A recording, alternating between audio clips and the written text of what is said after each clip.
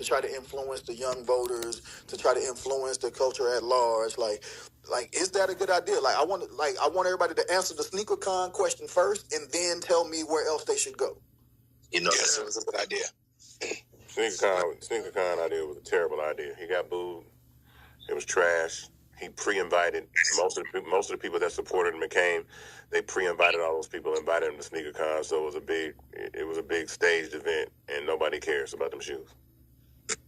Yeah, the shoes were. Yeah, but I think it was a good idea to try to tap in at least. You know what I'm saying?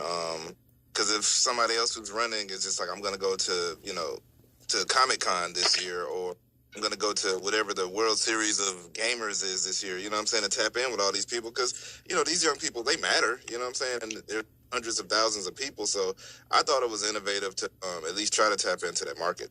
Yeah, I think it's a good idea because he's in there I don't want to say positive, but I guess for something other than the case. Like now he's in the news cycle for something other than, he had to pay all this money and can't own a business in New York for 3 years.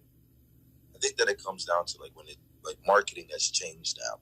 Like right now, I think that in huge marketing campaigns, these politicians are starting to realize we need clips, we need viral moments. SneakerCon was a clip, a viral moment, whether it's negative, positive. It was just a viral moment that everybody talked about and had a disagreement about, or had a type of engagement about. So, from a marketing perspective, I think that Donald Trump is going to have these moments. He'd probably meet up with Kanye again just to have clips. That's what in marketing right now. That's what's winning. If you can have clips, viral shorts, any TikTok clips going viral, you're going to win. On the sneaker side, nah, I don't think it was his brand. I think it was cheap. I think it was poor, and I don't think that it represents Donald Trump, the society that he represents. I think it brought him down a little bit. Yeah, I definitely don't think it was an audience that he represents, but the fact that he had the gumption to jump into it, I think a lot of people should follow the lead.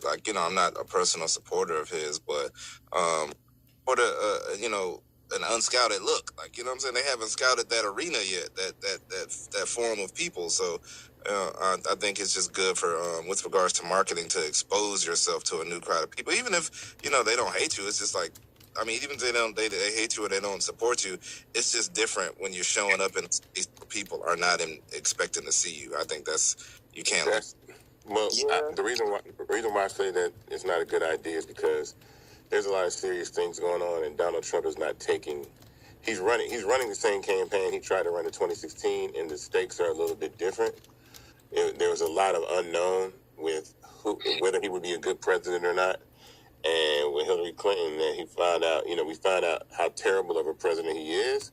So now he can't run off that unknown or just, hey, I'm just a guy that's out here being cool. It's nah, you really got to run the country. So, they were more negative. Put it like this, all the commentary that I saw about Donald Trump in those shoes was more negative than positive. There were people making jokes, and the jokes were hilarious. They were dissing the crap out of it. They called them shoes the January 6s. That's the best meme I've seen. The January 6s is the best meme I seen, but that's a quality joke. That's a quality joke, 100%. But to play devil's advocate to that, it's crazy because we all know Donald Trump as a businessman, and for him to say I'm going to start selling sneakers is for the people that do business and tax, particularly for you, Isaac. When you look at Donald Trump and you say he's probably going to make taxes and fix the tax system based off the business decisions that he makes because he's a business perspective. So it's he's back on his business shit, so to play devil's advocate, it's that's what he did the first time. That's what people thought the first time. See, that don't work. Now that he owed $300-something million, that shit, see, that's what I'm saying. It's he's going to fix the economy. No, he's going to steal and scam. No, he can't. He's trying to run the same play he ran the first time. Both candidates can't run the same play the first time. When it comes to tapping in with political candidates, I think there's other people. I'll tell you right now, the only person that I feel like would make a significant difference in this election for one candidate or another is Taylor Swift. I think she's going to make a huge impact for Biden because she's anti-Trump. That is if there's any one person, like I said, if it's influencer or celebrity marketing, she's openly come out against Donald Trump. And the one thing he won't do is he won't attack her. He's kind of hands like the tweets that he wrote about Taylor Swift. You can tell he didn't write those tweets. It was very like somebody wrote them on his behalf. He's basically trying to make peace with her, but no, he's not. That's the only celebrity that I know that can make an immediate impact, because the younger kids are either not going to vote or they're going to be rebellious, and you know, I just most of those kids aren't going to really get out there and vote whenever they need to. But it doesn't hurt to have those relationships. But I don't think Donald Trump should prop himself up. Now, I do expect, this is what I do expect, and I'm pretty sure, like someone like Academics is on the Trump campaign, like he's on the Trump payroll. They pay him. So They pay him. okay, well, I'm glad you brought that up, because this is I mean, I hear what you say, Isaac, and I know which way you lean politically on this particular issue anyway. So I know I agree with you, but I am. Like, I do like the idea of like Taylor Swift being super influential, but she ain't the only influential person out here. So if you know, okay, let's just say you're Donald Trump, right? And you know that Taylor Swift is anti, your platform. Where do you go? Is it Kai? Is it Academics? Is it Joe Budden? Is it one of these YouTubers? Is it you know what I'm saying? Like, where do you go? Because I do think that the idea, whether it worked or not, was innovative. We haven't seen Joe Biden do that. We haven't seen anybody else do that, to try to do the sneaker con thing. And then Gary a second ago brought up Comic-Con. That demographic is huge. So if you're Joe Biden or Donald Trump, or if you're anybody, I don't want to limit it to Biden and Trump, because I know how polarizing those two things can be. But if you're anybody, you're trying to win. If one of them shows up and Donald Trump has a comic book, and he's like, I'm going to unveil my new Donald Trump Saves America comic book at the Comic-Con conference coming up, that's a thing. I don't care what nobody says. That's still significant. So yeah, but it doesn't. You got to understand what so when I talk to the teams of these people that work these campaigns, you got to understand what actually translates into votes. Now, I equally agree. Now, this is what I say. I equally agree that like Donald Trump at SneakerCon is not the way I would go, but equally running commercials on television is the way you throw your money in a fire. It doesn't. That's the only thing that I say is, there's a way that these politicians are spending money on ads on TV. Nobody's looking at their television. Everybody's on their phone. So, you again, like, you just have to find it. You have to be authentic, inspirational. This election and I always say this, these elections are about anger or fear. I'm telling you every time. It's not, you're not going to make people angry. You're not going to make people afraid. On the opposite side, or even Donald Trump's side, to get out and vote. That's not going to get people to get out there and go vote. That's just somebody to get to say that I saw Donald Trump, and it's like a spectacle. And it's like, all right, cool, there's Donald Trump, XYZ, and then moving forward. But, I can't answer the question of what I think would work.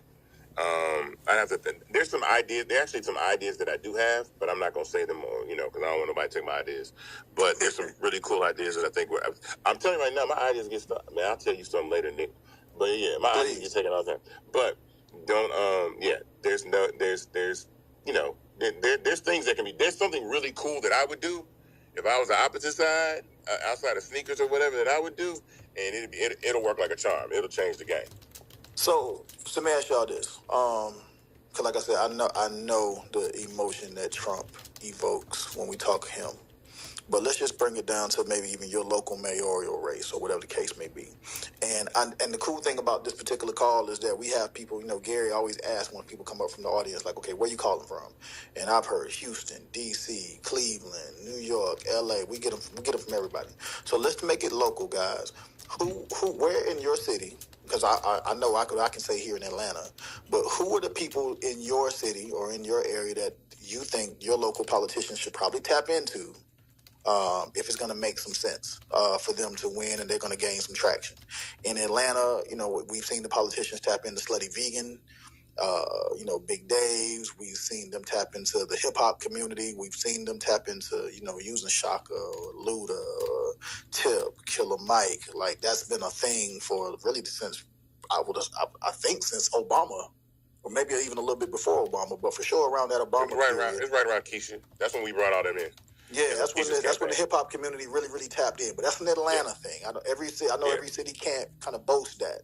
But in your city, for everybody who is not Atlanta, who are the people? Who are the influencers? What's the restaurant? Who's the cool kid, cool girl, sneaker community, whatever that you think your local politician, if they did this, if they tapped in with this entity, they could really gain some real traction. I'm curious to hear what anybody would say. Yeah, I would say I'm on unwashed. I don't know. If New York, I have to say Kai Cenat. If we're talking New York, I'll have to say Kai Cenat. But like, I just don't think that's the game. I think that the game is, when we look at Joe Biden, it doesn't look like a capable person to communicate with people. He doesn't have that JFK swag, that Obama swag. Donald Trump does. You know, that's what I think the play is. I think the play is more, I'm talking about when you're talking to people, like, he's entertainment based. I could sit down and watch a full Donald Trump monologue. I can't watch Joe Biden monologue. I can't. Yeah, hold on. I just seen somebody in the chat that's mentioned, like, in Houston, they should tap in with, like, Megan Thee Stallion, Bun B. That's what I'm talking about. Like, okay, cool. Like, so I love that. And when you said Kai Cenat in New York, I 100% agree. Kai Cenat moves the meter in New York, as we've seen. Like, that's just, he moves the meter in Atlanta. He lives here. No, Kai got it right now. Kai is the wave. Like, there ain't no debating that.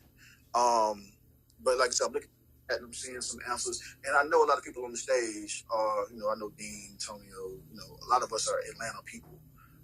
But any of my other people, because we're getting ready to hit the midpoint of the call, I want to start bringing up people from the audience. But who else, guys? Who else? What are the other communities, sub-genres, subcultures within your city that people need to tap into?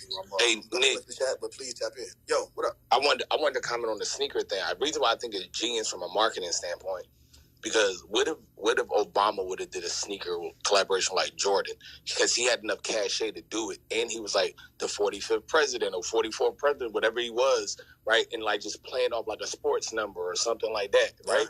I think Hank Aaron's number was 44, if I'm not mistaken. You know what I'm saying? I'm just making up shit, but like Obama could have pulled off a sneaker for sure. That's what I'm saying. He couldn't have pulled off he couldn't pull off a sneaker. What? While hold on. Okay. He couldn't pull off a sneaker. He couldn't have pulled off a sneaker while in the office of the presidency. That shit would have been corny. Afterwards, now if we want to do it now, cool. But I'm talking about during. I think I don't want the Obamas now. I want the Obamas. Think about this though, Isaac. The 2008 Obama. He was running the first time when he was running. Remember, he was already grabbing Puff and Hove and Beyonce and everybody supporting from the entertainment side. Imagine if Michael Jordan would have came out, because everybody knew Michael Jordan's stance on politics back in the day when he was playing, and said, "Oh, the Jordan brand is created an Obama number 9 Jordan or number 1 Jordan, whatever." Like, it would have been crazy. That would have alienated a lot of voters, especially white voters, that's saying he's not taking the job. He's not taking it seriously. Yeah. Yeah. No way. You can't do it. You know what's so funny? I've had these conversations with people inside the campaign, and one of the things that we don't think about, that they think about, which is really weird, is the office of the president of the United States is still the office. See, Donald Trump makes that shit look like some bullshit, but to the people that are in government, the presidency it's an institution. It's a person and it's an institution. So you don't bring that bullshit into the institution of the presidency. And that's my point. It's like, you have to have that separation. Like I said, now he could do it. It wouldn't be a problem, but you can't. Trust me, I've suggested that they do things and they were like, politically, we can't do that. White House can't do that. President can't do that. Not at all. Now, somebody else want to do that, cool, but they can't, because the institution of the office of the president is something that they take extremely seriously. Even though Donald Trump doesn't, and he makes it look cartoonish and goofy and silly, the people on the other side take that shit seriously. That is the bad marketing strategy that exists between the Republican Party and the Democratic Party, because the Democratic Party are really playing it old school. This is the office of the presidency. I just don't think that they utilize resources around them like maybe sneakerheads or Kai Cenat or people that are in the culture that they could use, that they don't use. but it can't come directly from the office of the president. That's why I say Donald Trump shit is like, that ain't it. There are Republicans that are seeing him do that right now, and they were like, I'm not voting for that clown. Like, I'm not even voting for him. I'm with you on that, Isaac. Well, let me say two things. One, we at the 10:30 mark. So Gary, you know what I'm saying, this is your time to shine. You know how to rock. 10:30, we start bringing up people from the audience. So please raise your hands if you want to contribute to the conversation, and Gary's going to bring you up. The other thing I will say to Isaac is Donald Trump. Yes, you're right. He makes it look crazy, cartoonish, silly. It's a popularity contest. It's not about the office. You're right about all of those things. However, since he became president, though, I think that's the direction that we're all going. Unfortunately, yes, I do think that the presidency of the United States is a big deal. It's the big office, and you're right about everything that you're saying. However, once he won, and we started hearing about The Rock want to be the president. Somebody going crazy. Once we start hearing about The Rock want to run for president, and Bono want to run for president, and all these crazy celebrities that want to do all this stuff, it's like, oh yeah, that's where we are now. We are now in the popularity game, and I don't know that the quote unquote the prestige of the office is the concern anymore, even though it should be. Oh, it is. I think it's now. We're now in high school politics. Like who's gonna get everybody free lunch? After Trump, ice cream for lunch. You know what I'm saying? After Trump, this is over. There's not gonna. You know what I'm saying? Once they get, that's why the Republican Party want to get past him. After him, it's a wrap. It doesn't even, like, trust me, it's going to get back to real. The messaging is going to have to be different. But the sneaker con, nah, that ain't, because people aren't. The stakes are actually, we're at a very critical point in this country where, like, the laws that give the freedoms that people have in this country are being attacked, and you're being distracted because you're laughing at Donald Trump, and you don't understand that the core of the base of the party is still on code with the politics of the party. So it doesn't matter if they dangle a golden shoe out there in front of you to get you to vote. Once they get your vote, it's business as usual. It's roll back this. Yeah. Affirmative action is over. We're going to put these people on Supreme Court. We're going to Roe v. Wade. Like, you've seen it the first time. So trust me, nobody's thinking that. People that really care and are taking it seriously, nobody's on that shit. It's just the people it's the MAGA people that are inside the Republican Party that make that stuff goofy. But Republicans are on code. Are there enough of them though? And that's just my own. No, that's a rhetorical question. No, there isn't. So they're just mathematically. Is there enough of them that take it seriously versus the number of people who are like, look, man, this is fun and game. Not even fun and game, because I don't want to like dismiss it that way. But this is like, this is the Yankees versus the Red Sox to me. Like, this is my team. The thing that we've talked about before. That's just rhetorical. So hold on. So everybody, we're at the midpoint. We bringing people up on the stage. Gary, what I do want to ask everybody as they come up, of course we do, where you're from and all that, but I want to know, one, do you like the sneaker con idea from Trump? And then two, what is where should other people tap into? Your local politician, national politician, whatever it is. What other subcultures, subgenres, whatever should everybody tap into? So those are two things I want to make sure that we get an answer from everybody. And then if you have any additional comments, feel free to go ahead. So, Gary, you run the show. Yeah. Nick, go for it. Leonard, tell us where you're calling from. Good morning, my brother. And what would you like to add to the conversation? Good morning to all. From the D.C. area. I think it was a good move to go to SneakerCon. One, because you got to mix it up. It's campaign season. You can't do what worked for you last time and in previous years. I think we'll expect the same from the Biden administration to counter that. What can we do that can shock people and say, oh, wow, he's getting out here. He's doing something we wouldn't normally expect from a sitting president. You have to do that if you want to win. And that's on a local level, too. I think what we haven't talked about here is there's a perception that the country's circling the drain right now. There's a lot of hot button issues that aren't celebrity driven that people do care about. Whereas Trump, having already been in office, they said he was going to start wars. He didn't start any wars. Okay, so he still trusts him. He's not going to go out. He's campaigning on now. He will end the war in Ukraine and all that stuff. So since he's not a businessman, he's now a politician. He has a track record. He can now campaign on some of the things that were successful in his first term. So I think we're going to see a bit of that. That there are people out there who are now thinking, hey, maybe we could give him a try, although we were hell bent on not voting for him the last two times. that they might give him a try now because their situation has changed. There it is. Okay, well, thanks for your take. I appreciate that. Yes, sir. Ty, good morning. Welcome to the stage. What would you like to add to the conversation, my brother? Good morning, y'all. I ain't gonna get in really to the politics of it all. I'm just gonna keep it to the marketing part.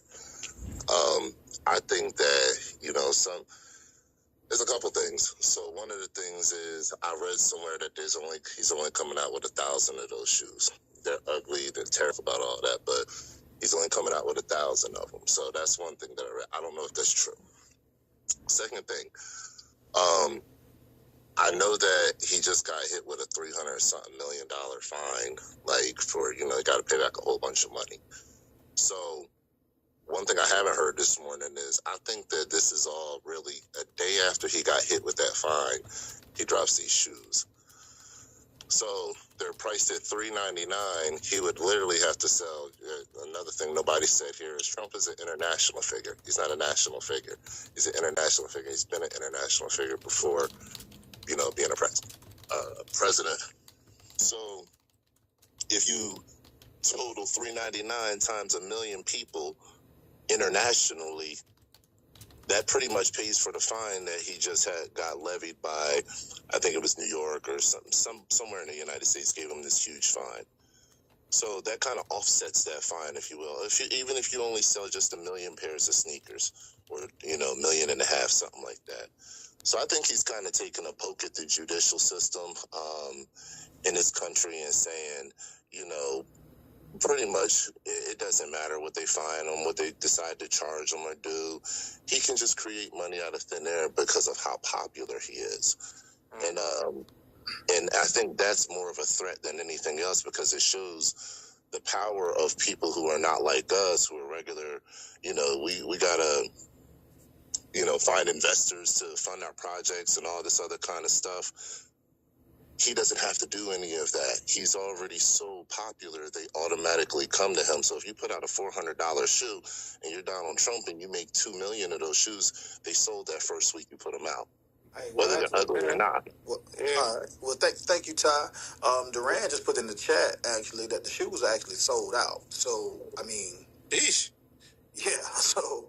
I didn't know that. So, I mean, I don't know. What is that? Does that change anybody's opinion? No, because everything he did with that shoe was staged. Like all the shoes that he brought, there are people online the Trump campaign invited me to SneakerCon to be one of the first people that got these shoes. Donald Trump signed them. It was all staged. It was corny. Nobody's buying the shoes, dog. I do have a question. But see, I do have a question of where are they made? Duran, does anyone know if the shoes are made in China? Considering that he's making yeah, I mean, but he's railing against them, politically, we're gonna fight back against China. But so I'm just boy, please tell me these shits are made in America or something. No, it's Donald Trump not doing consistency, guys. Come on, again, right. This is Yankees, Red Sox, Falcons, Saints. This is vote for my team. Get you fired up about your team type of thing. He's not worried about that, and he's counting on most of us not being worried about that either. Like I said, Isaac, I'm with you. Like I said, going to SneakerCon is not very quote unquote presidential necessarily, but it is from a marketing standpoint, because again, that's what this call is about. From a marketing standpoint, it was innovative. No matter what you think of it or what you think of him, it was an innovative move. So it's only innovative if it works. It didn't work. Well, yeah. I mean, hold on. Let me ask the stage that. Is it only innovative if it works? No, I disagree. If it doesn't work, does that not make it innovative? I disagree. I don't agree with that. Well, what do you mean? The reason why I disagree with that is because I agree with Third in the chat. This would be very hard for him to sell 1 million, even to his people, because of the price point, unless he take it down from 400. So finally, I can agree with Third against Trump. Where I disagree with him where I disagree with him is on. So the way I see it is, just like with business, they're going to be something that have immediate ROI regarding fiat, if you will, and they're going to be mindshare ROI. So in this landscape, people are younger. They're making decisions younger. They're making more money younger. Third mentions Kakanat all the time, and it's the same with the voting constituent. So maybe he did that by saying we have to approach this how we approach anything else in America from a marketing perspective. We have to relate. We have to relate. So we're going to actually do the sneaker. It's not going to get us any particular state. It's not going to get us any local judicial branch officials to actually agree with us. But those kids that are there, that's connected to the parents, we can touch them. And the way that we're going to touch them is not going to be through fees, and words and turds. It's going to be through something that they experience. So let's attempt to do this little campaign. First, I don't think Trump went into it arrogant, thinking that it was going to be the golden tickets. I think he went in testing it, beta testing, like we're supposed to do in business, and said, okay, maybe we can touch these kids and those kids can touch their parents indirectly, just based on perception. Because I know I do a lot of shit I disagree with my 8 children. I say, oh, you know what? I curse them out like I did with my son. Don't call me back asking for no fucking money. Have a strategy. I did this 2 days ago, and then I thought about, like, damn, he is my son. He is 16. He is confused. He doesn't know. He bear my last name. And I called him back. And I said, all right, son, look, this is what I'll do. I completely went against what I would have preferred, because about the vote itself or any money. I'm going on. Great comment, Duran. Thank you for that, man. Yeah. Who else we got? Who else we got up here, Gary? Groove Diva, good morning. Tell us where you're calling from, man. What would you like to add to the conversation? Good morning, everyone. Thank you. I'm calling from the DMV, and the second thing I owe you is where in the DMV, what would be the proper untapped market. But shout them out. I'll be frank with you. I'm nervous about sharing that, because those who are under reached in this market are also those who are the most vulnerable. And so I'm not sure what this would be used to sell. So I'll make this point real quick, and then before I go ahead and share where in the DMV what would be the target audience. Sounds good. Yes, please. I appreciate you. So we have to look at the difference between marketing and where marketing and propaganda become a gray area. There's where they start to kind of bleed into one another. They cousins. Yeah, they cousins, and they don't. In the United States, there is no law. There's no trade law that governs whether or not your ad has to have facts in it, unless the ad is unless it directly regards to bait and switch. That's the only trade law that governs the truth of an ad. And sorry, I got a call. For example, the Brexit, in that the same in England with the Brexit thing, there was an ad taken out that lied that Turkey left the EU and fared better. That's what they used to show they took out that ad on Facebook, and lots of people from Britain saw that ad and said, wow, they're doing better. Maybe we will do better if we get out of the European Union. What do we get? Brexit. And it worked. However, that was a lie. Turkey never left. Interesting. Turkey never actually left. So I'm saying that to say that you can say anything in a marketing campaign, and you can show up to anybody in any place, and the more vulnerable they are, the less they will fact check. And that's why I'd like to protect my people from campaigns that do not have their best interest at heart. Brexit was not in the best interest of the people of Britain. It was in the best interest of corporations. And so with that being said, I'm gonna land my plane, and thank you all so much. Thank you for that, Groove Diva. Gary, I put a link in the chat. It's a documentary called The Century of the Self. It talks about where the term propaganda came from. Propaganda is marketing. Eric Bernays is Sigmund Freud's nephew. They just said public relations because they didn't like the term propaganda. There was no science connected to it or anything. But I posted the documentary inside of the chat. I'm going on. Oh, yeah. I just clicked it. Appreciate that, Duran. Thank you, Groove Diva. Just T, welcome back to the stage. Tell us where you're calling from, and what would you like to add to the conversation? Good morning. Happy Monday. Calling from Richmond, Virginia. So a few things. I think Trump's thing, of course, was just a hot mess, and I feel that way because it's almost like you can see straight through it. Like, it's just about money. He's not there to get votes. He's there to help pay all these bills and all these lawsuits that he has mounting up. And the people that invested in him need their money back as well. I also think that politicians should probably start, especially when it comes to getting the young kids out to vote, like start showing up at basketball and football and swimming practices, not the games, but the practices, so you can start getting into these kids' heads why it's important to vote, what they're thinking about, and you reach those kids who are getting ready to turn 18. And then from Virginia, I feel like Biden and them have a messaging problem. We all know that. But if you get like Mad Skills to do a wrap up of everything they've accomplished since they've been in office, I think that would be fire. Like, it would blow up, it would go everywhere, people would listen to it, and you have that political wrap up, for the year. I love the idea. I also love the idea of, like you said, going to practice versus the games. I think that shows a level of, but I think it makes you feel way more genuine. Everybody gonna show up to the game, right? That's where the crowds are. But if you come to the practice, it feels a little more personal. It feels like, I'm not trying to be all on the camera. I'm doing it specifically for the people. Whether it's bullshit or not, I think that the idea of going to the practice versus the big games, it says something. Again, you don't reach the masses like you would when the cameras and the bigger crowd is there, but I think it helps with the connection more than anything. So I love that idea. Shouts out to you, Justin. Definitely a foothold. For sure. Sid Linus. Good morning, my brother. Good morning. I just want to say, I think it was a great idea for Trump to go to SneakerCon. Like I say, Bill Clinton, he went on Arsenio Hall and played the saxophone. Obama was dancing on Ellen. Who else? Kamala was dancing the Lil Wayne songs. People want photo ops, and you go where you celebrate it. When you're running for something, you go where you are celebrated.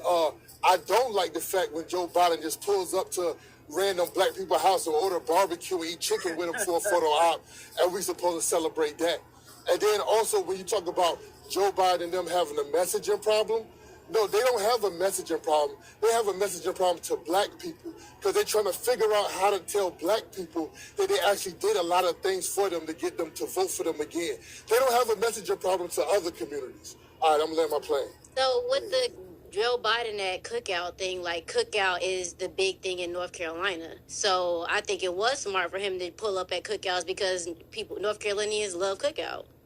Yeah. Well, the kids invited him. He didn't just pull up. But also, the eating barbecue thing worked for years. Like, it's funny that, we kind of look at that now as kind of hokey. But y'all know, like, for politicians, the pulling up to not even the cookout restaurant. I'm talking about just black people cookouts, picnics, outings that black people do. That was a thing that worked for years. And now it feels like pandering. It was always pandering, but the field is different. And I remember when Drew Brees, who was funny, New Orleans Saints quarterback, when there was a bunch of flag issues with the NFL, they asked Drew Brees where he stood. And Drew Brees did what he always did, or what it was always popular to do if you're the white quarterback. He said, I just believe everybody should stand for the flag. And he realized in that moment that was no longer the popular discourse. It was no longer cool. The right thing to say, quote unquote, was you got to stand for the flag no matter what it's about our nation. Him taking that stance in that moment at that particular time was the switch when everybody was like, yeah, we don't do that no more. Same thing with the cookout stuff. Yeah, we don't do that no more because now it looks like you're pandering. SneakerCon looks like pandering to me, but it looks like innovative pandering if we're going to call it what it is. You know what I'm saying? Like, it was a step outside the box. I do want to get back to one of my original questions, though, for everybody from on the stage and the audience.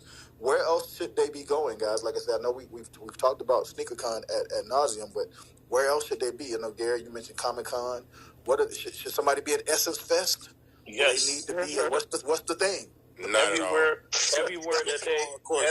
that America is an advertising platform, ladies and gentlemen. The first thing that kids see born in New York are billboards, and 50 Cent said something really very critical. I don't know if he invented it. America makes people, not products. Like, America has people arguing if Rocky is better than Floyd Mayweather. Rocky's not a boxer; it's Sylvester Stallone. And that's one thing we have to really remember about. It's in the texture of this country. I mean, they even advertise slaves. Look at the height. Look at the arms on this one. This one can last a long time. Like it's in the fabric of this particular country. So they have to go to every place that they're involved in making the decision against. So if Trump is actually going to be at SneakerCon, he's involved with trade, he's involved with taxes, business people, creatives, individuals that's actually making shoes. So we can look at this philosophically from the Isaac point of view, and I think Isaac made some great points on that sign of the aisle. Even if this gets you in office, it's business as usual after you get in. But we also, I would prefer for us to actually sit on the other side of the aisle. It's just the American way. So they have to change the way that they actually move around this country. Because if you think about it in perspective, they were really only talking to a specific group of individuals. It's like when we tell DJs, don't DJ for other DJs when they come inside of the club. So tone down the scratching, stop attempting to be extra, and remember that you're playing music for the party. Yes. So that's the same thing for America. You have to go around America to all of the places that you have a decision upon. I'm going on mute. So Joe Biden, the Essence Fest, it works or no? No, it works. No. It doesn't work.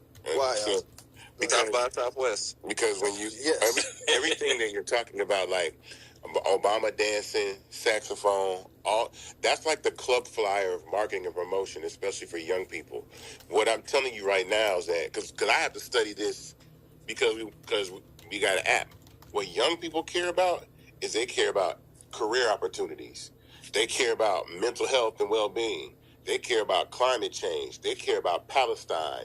They care about the right to be who they want to be, and that kind of when someone speaks to them about that stuff, because it's just like how Joe Budden gets on there and says he's tired of these he's tired of these young rappers and shut up and all that. Though now that type of rhetoric is going to force those kids to rebel, because you know what young people do, to rebel to Trump.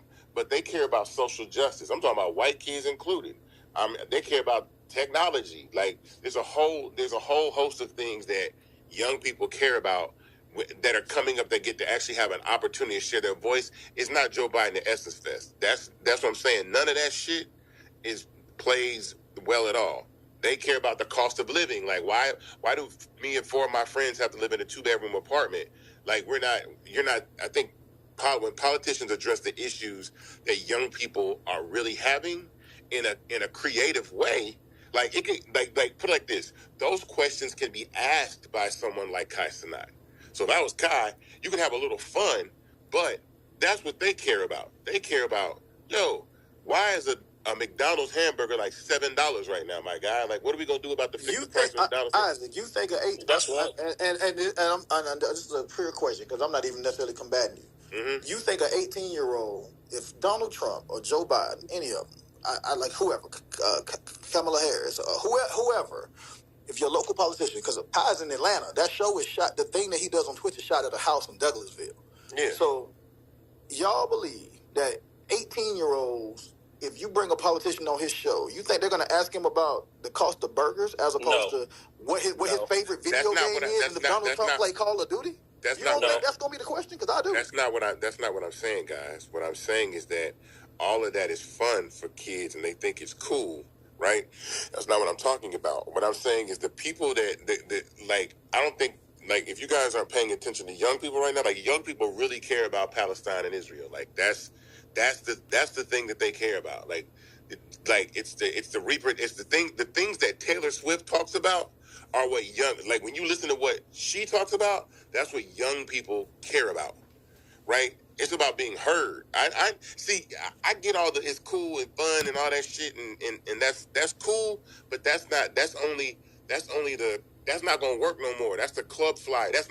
Those kids aren't even gonna go out and vote. I'm telling you, I remember running that. I remember after the election when Donald Trump won, and we went to Twin Peaks, and we talked to every server, every person we saw in there. Was like, did y'all vote?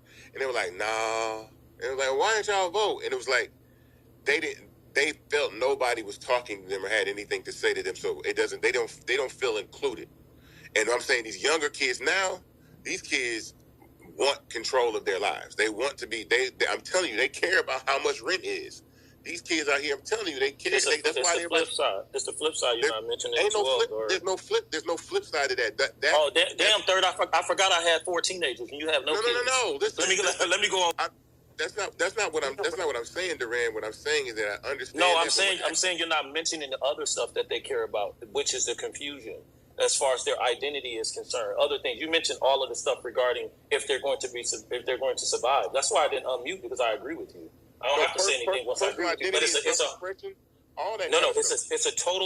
another side to that coin, Third, that does not match all of the things that you're saying, which is why they contradict themselves. They go through cognitive dissonance. So I agree with everything that you said. I just thought you were going to be unbiased and mention the other side of the coin, and you didn't. Hence why I came off mic. I'm going on mute.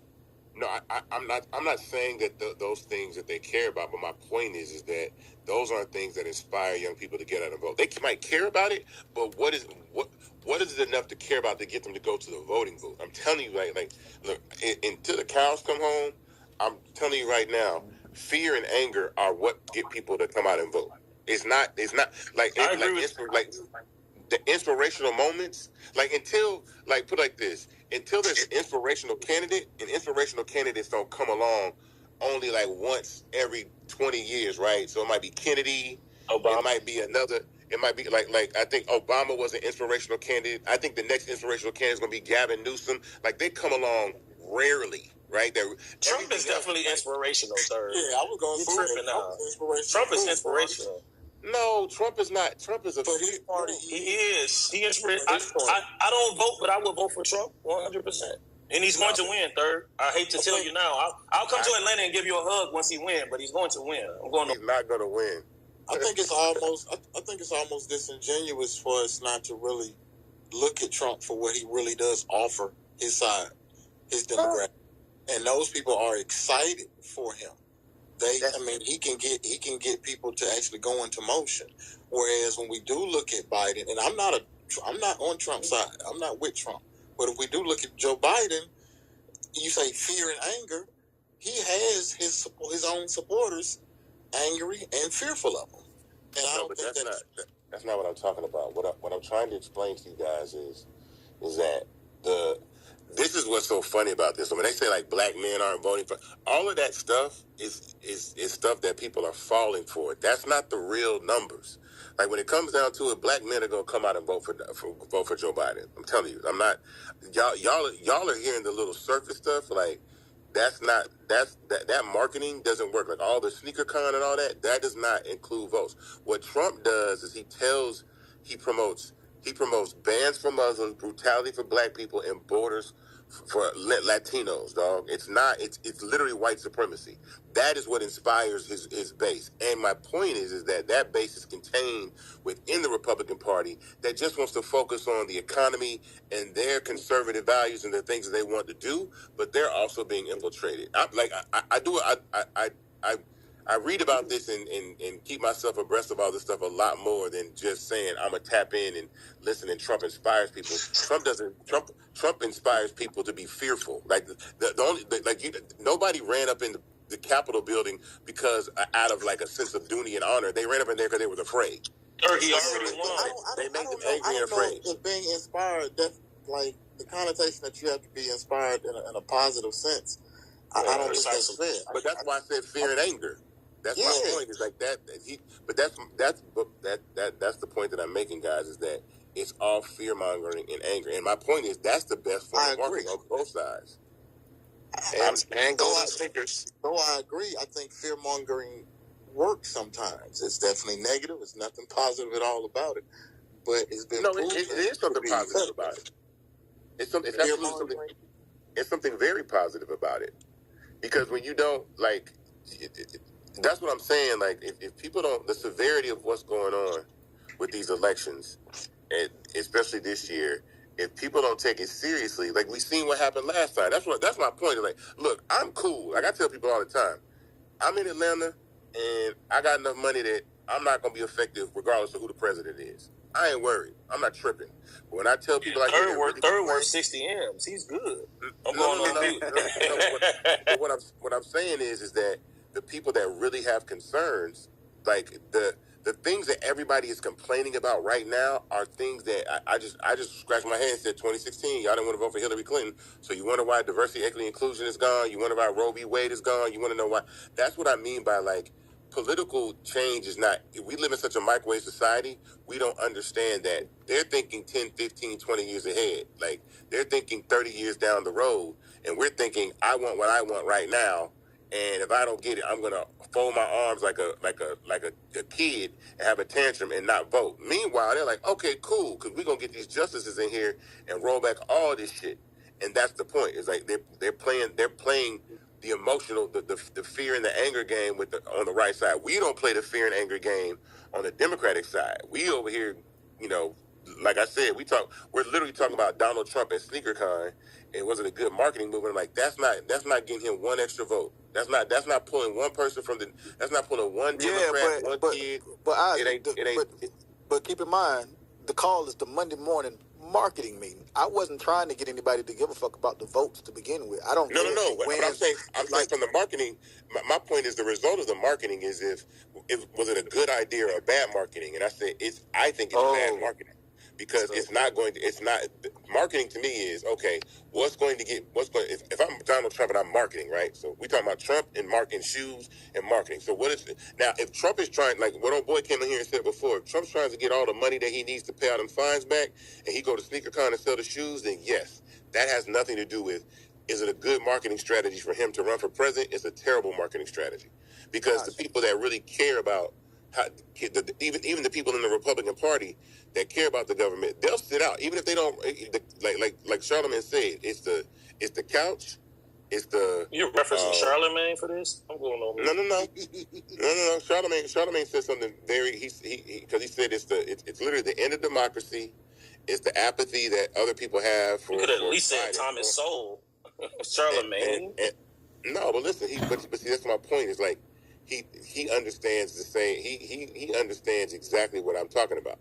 He says the same. He's thinking the same way. It's like literally like this is a crisis of democracy. Like people are playing around thinking that this shit is a game. And I'm saying y'all laughing, but I'm telling you, like, all right, cool. Y'all can laugh if you want to and think that Donald Trump is the key. And then the first thing he gonna do is railroad everybody. Like y'all don't get it. So that's what I'm saying. Like cool. If from a marketing standpoint for him running for president, it's a terrible idea. If he's trying to sell shoes to pay off his debts, great idea. That's all I'm saying. Gotcha. All right. So look, guys, it's 11:03. We tend to wrap this call up sometimes. I am jumping off. It is President's Day, ironically, of the conversation that we're having. It's President's Day. I will absolutely be taking this day off and kicking my feet up. I encourage a lot of y'all to do the same, but I do have to jump off. Yeah, look at y'all. Shame on y'all. We at work. Look at you. So look, y'all can keep the conversation going. Gary, Isaac, if y'all want to keep the game, keep the call rolling, please do. I'm going to jump off. I just want to do my sign off. So, guys, we do this call every single Monday, 10 a.m. Eastern Standard Time, exclusively on Fanbase. Please tell a friend to tell a friend. Y'all see the type of conversation that we have. They get interesting. And I love it. I love these calls every week, and I see the people in the chat. They love the discourse that we're having. Shouts out to everybody on the stage, everybody who jumped up from the audience. Feel free to keep the conversation going in the chat. Feel free to keep it going on the call. Like I said, I'm jumping off, and anybody else who wants to jump off, you're free to do so. But it looks like, Gary, you're going to keep it rolling with Nick. I'm going to hop off, too. Yeah, I got a room open. It's a fundraising room. I did part one last Monday after your room. I got it open now. I just posted the link in the chat. It's open. I've opened it from my iPad. There it is. So you got a room open. Isaac, what you gonna do? You gonna stick on, or what you gonna do? I'm at work, baby. We working. Okay, cool. All right, so it look like we're wrapping up then. So everybody, shouts out to y'all. We do this, like I said, every Monday. So please tap in with us and keep the conversation going elsewhere. Let people know what we were talking about. Please throw your ideas on. Actually, go up under my post on my fan base page and leave your comments or whatever you couldn't leave. If you didn't get a chance to come up on stage and speak. And I will see y'all next Monday, man. I appreciate everybody. Wrapping up. Peace. All right, let's slide on over to Durant's room. Hey, Tosh. Good morning.